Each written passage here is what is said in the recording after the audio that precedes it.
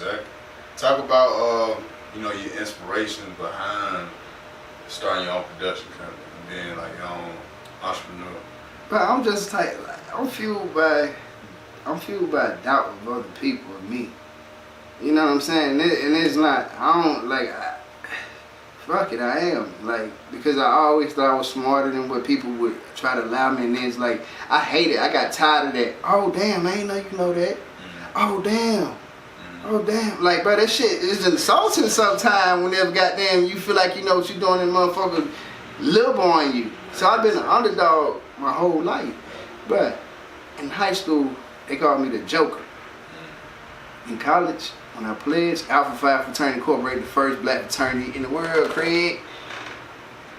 When I pledged that, like these niggas didn't know me from a can of paint. My line name was the Joker. You feel me? So it's just like everybody, that shit followed me. Cause I laugh a lot. You feel me? I laugh too much, bro. I can look at a nigga and just start laughing, bro. Like, and that's just really what it is. And it's like nobody ever took me serious, but I was always serious with everything I did in life. You know what I'm saying? It worked for me because when people don't take you serious, they ain't watching you like that. So that allow you to do the shit that you want to do.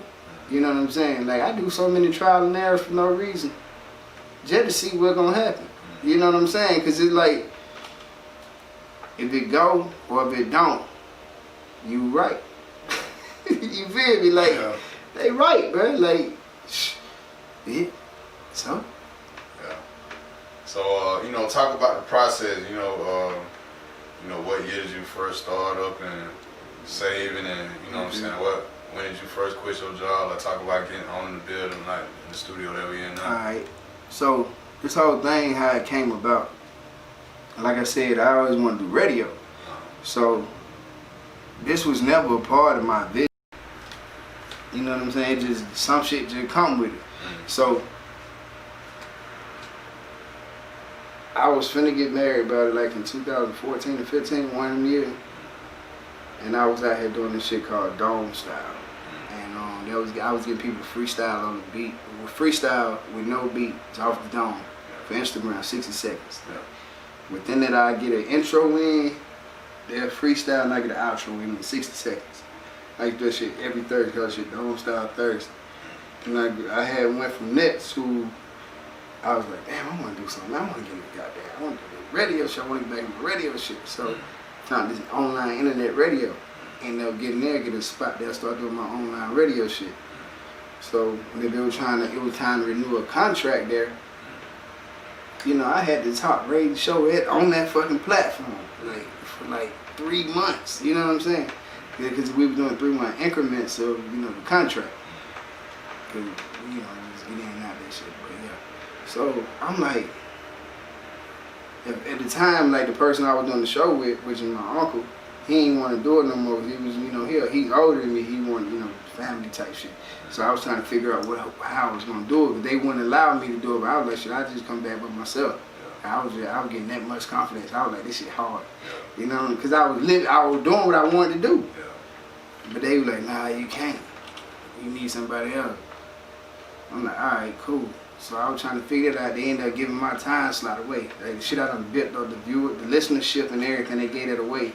And I just felt like, damn, there ain't no loyalty. Like, niggas want money that bad that they went and goddamn, you know what I'm saying? Went to another nigga just to fill a time slot. So I'm like, ain't no loyalty in it. So then I started hosting. Just trying to, I started hosting, literally just trying to figure out where my next move was going to be. But still trying to stay fresh, trying to keep my face out there and shit like that.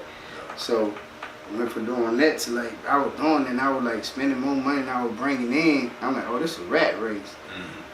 And then it was like 2015. And it's like, man, I need to get back. I want to do radio, bro. And I don't know how the word podcast came. It came in my fucking mind. And then I'm like, this shit just like radio. You got a microphone, you can talk. Shit, I just do what the fuck I want to do. It don't matter. That's how my mindset was. But I was still trying to do it on the level of being in people's face. So I used to do my podcast live in this lounge called 4th and 1. I did it there.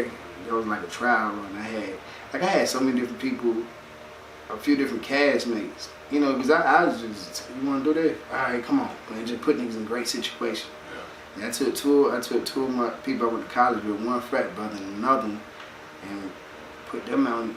I used to do my podcast live at Cumberland Mall at DTLR. Put them on that stage. You know what I'm saying? So, and one's a teacher and one worked at CNN. They were doing none of that. The one that CNN was doing, he used to work with BET and shit. But the shit that we were doing, they weren't doing that. Yeah. So it was like,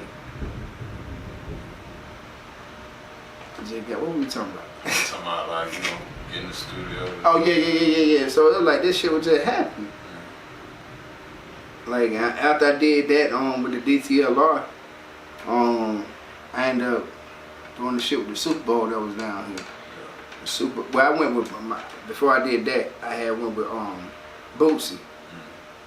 And he had some shit going on in Houston. I hosted some shit out there with him. They were like right around the time he just got out of jail or some shit, so the time frame might be a little backwards. But it was right after he got out of jail, then got down. I had ended up doing that Super Bowl shit. That was 2 years ago, right? In Atlanta. Yeah. I did that shit. And that was right down there, right, like literally, this the dome. The stage right here was literally this the street right here. Yeah. The stage was over here. I had a big, I can show it to you. Yeah. Big ass jumbotron behind me, bro, looking like a fucking superstar.